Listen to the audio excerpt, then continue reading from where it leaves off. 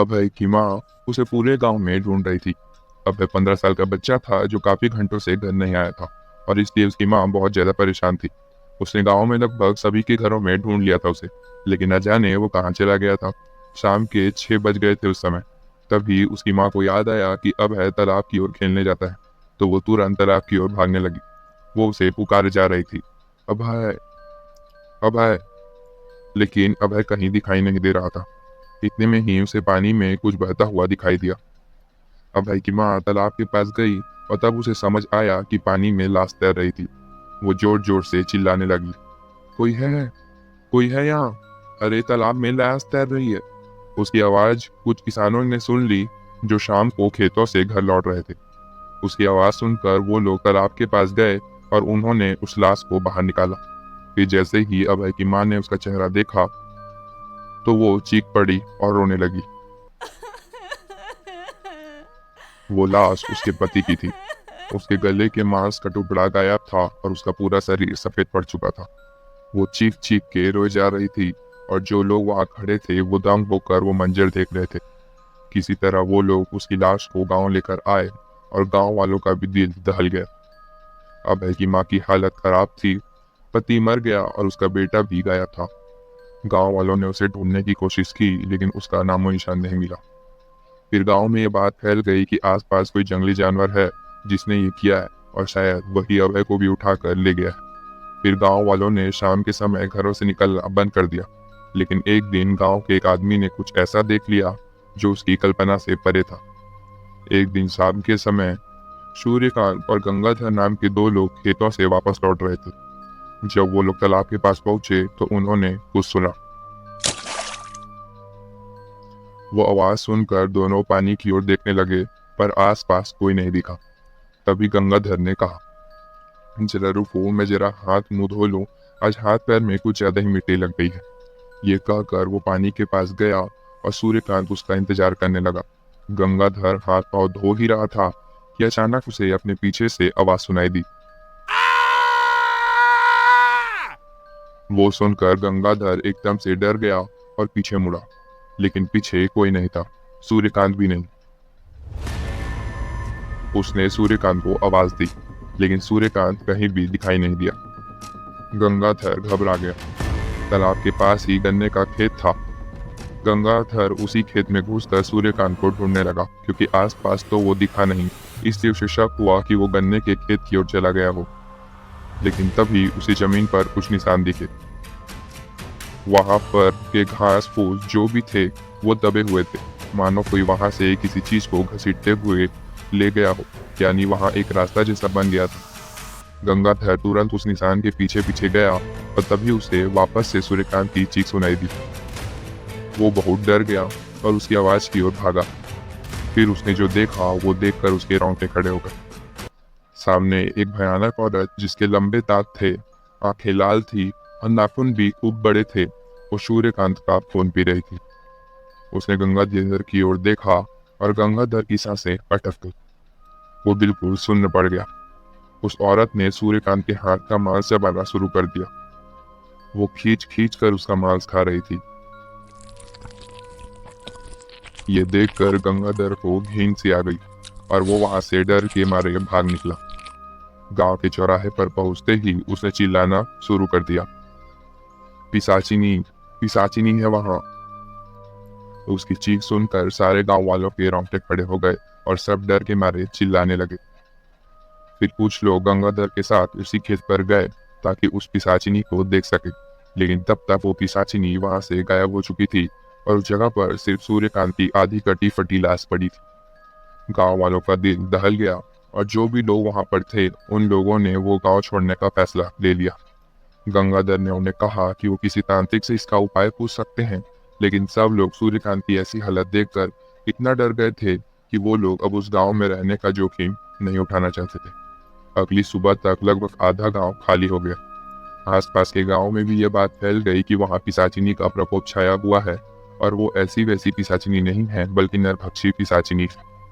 अब उस गांव में ज्यादा लोग नहीं थे। वहां वही लोग बच गए थे जिनके पास कहीं जाने की कोई जगह नहीं थी। गंगाधर भी उनमें से एक था। अब बाकी लोग कहीं भी अकेले नहीं जाते थे और दोपहर तक ही काम करके लौट आते थे। लेकिन उन्हें नहीं पता था कि अब वो मुसीबत उनके घर तक आ जाएगी। ऐसा ही एक रात हुआ। जब सब लोग सोए हुए थे तो बिल्कुल सन्नाटा छाया हुआ था, लेकिन फिर गांव में कुछ अजीब सी आवाज गूंजने लगी। जो लोग चैन से सोए हुए थे उनकी नींद खुल गई और सब डर के मारे अपने अपने घरों में बैठकर वो आवाज सुनते रहे। फिर अचानक एक घर का दरवाजा किसी ने जोर जोर से पीटना शुरू कर दिया। उस घर के लोग डर के मारे कांपने लगे। वहां एक छोटा सा बच्चा और उसके माता पिता थे। उस बच्चे के पिता ने कहा, मैं देखता हूँ कि कौन है। उसकी पत्नी ने उसे मना किया, लेकिन ये सोचकर कि वो कोई गांव वाला होगा, वो आदमी दरवाजा खोलने चला गया। फिर जैसे ही उसने दरवाजा खोला, अचानक एक लंबे से हाथ ने उसकी गर्दन पकड़ी और उसे बाहर की ओर खींच लिया। वो आदमी और उसकी पत्नी चीखने लगे। उसकी पत्नी तुरंत बच्चे को छोड़कर बाहर गई, लेकिन बाहर ना तो उसका पति था और ना ही वो पिशाचिनी। उसकी आवाज सुनकर सारे गांव वाले बाहर आए, लेकिन उसकी हालत देखकर भी कुछ कर नहीं पाए। तभी गंगाधर ने कहा, इसका इलाज तो अब पहाड़ी पर रहने वाले शिवनाथ बाबा ही कर सकते हैं। हमें उनकी शरण में जाना होगा। मैंने सुना है कि भूत प्रेत को काबू में करने की तंत्र विद्या है उनके पास। आप लोग भी उन्हें ढूंढने में मेरी मदद कीजिए। सारे गांव वालों के पास अब कोई और रास्ता नहीं था और अब तो वो लोग घर के अंदर भी सुरक्षित नहीं थे।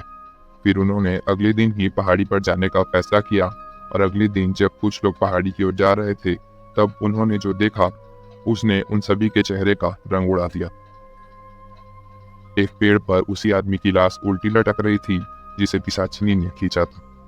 वो लोग फिर तुरंत शिवनाथ बाबा को ढूंढने लगे, लेकिन उस पहाड़ी में किसी एक इंसान को ढूंढ पाना बहुत मुश्किल था। वो लोग कई घंटों तक पहाड़ी में भटकते रहे और फिर कब रात हो गई पता ही नहीं चला। रात के समय में सभी ने मशाल जलाई और तब भी उन्होंने शिवनाथ बाबा की खोज करनी बंद नहीं की। वो लोग इधर उधर भटक ही रहे थे कि तभी पहाड़ी में किसी के घुर्राने की आवाज गूंजी। वो बहुत भयानक थी। गांव वाले डर गए और डर के मारे वहां से वापस गांव की ओर आने लगे, लेकिन तभी उन्होंने पिशाचिनी को सामने खड़ा हुआ देखा। वो बहुत भयानक थी। लंबे बाल, लाल आंखें और लंबे दांत थे उसके। वो सारे इंसानों को ऐसे देख रही थी जैसे कि अभी उन्हें खा जाएगी। आसपास से डरावनी आवाज आ रही थी।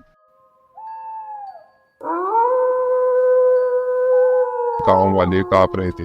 पिशाचिनी ने तभी उनकी ओर कदम बढ़ाया, लेकिन उसी वक्त किसी ने उसे आवाज दी, वहीं रुक जा दुष्ट आत्मा, आगे मत बढ़ना।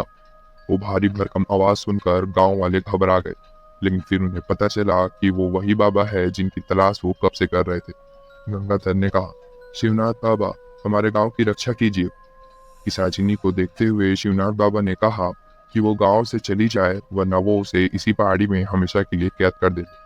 लेकिन पिशाचिनी गुस्से से उन्हें देखती रही। शिवनाथ बाबा ने कहा, तो तू ऐसे नहीं मानेगी ना? ठीक है, तो अब जितने कुकर्म तूने किए हैं उनकी सजा आज तुझे दूंगा मैं। शिवनाथ बाबा ने कुछ मंत्र पढ़े और अपने चारों ओर एक सुरक्षा घेरा बना लिया। फिर वो पिशाचिनी की ओर बढ़ने लगे। जैसे जैसे वो पास जा रहे थे, पिशाचिनी खुद को कमजोर महसूस कर रही थी और इसलिए वो जोर जोर से चीखने लगी। फिर शिवनाथ बाबा ने कुछ मंत्र बोलकर उसे एक पेड़ से बांध दिया। वो चीखती रही और फिर देखते ही देखते अचानक वो उसी पेड़ में समा गई, पर उसकी चीख सुनाई दे रही थी।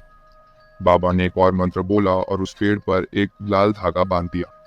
उन्होंने गांव वालों से कहा, ध्यान रखना, ये धागा खुला तो वो आजाद हो जाएगी, इसलिए कभी भी यहाँ आने की गलती नहीं करना, क्योंकि यहाँ आने वाले को उसकी आवाज सुनाई देगी और अगर गलती से भी किसी ने धागा खोल दिया तो वो बचेगा नहीं और ज्यादा तबाही हो जाएगी। गांव वाले मान गए और वो बाबा फिर न जाने अंधेरे में कहाँ चले गए। गांव वाले वापस आ गए और उन्होंने बाकी सबको सारी बात बताई। तब जाकर सबको चैन की सांस आई और कुछ ही दिनों में वो गांव वापस पहले जैसा बस गया। तो कैसी लगी ये कहानी? उम्मीद है आपने एंजॉय किया होगा। अगर हाँ, तो जल्दी से चैनल को सब्सक्राइब कर लीजिए ताकि आपको आगे भी ऐसी कहानी सुनने को मिलती रहे।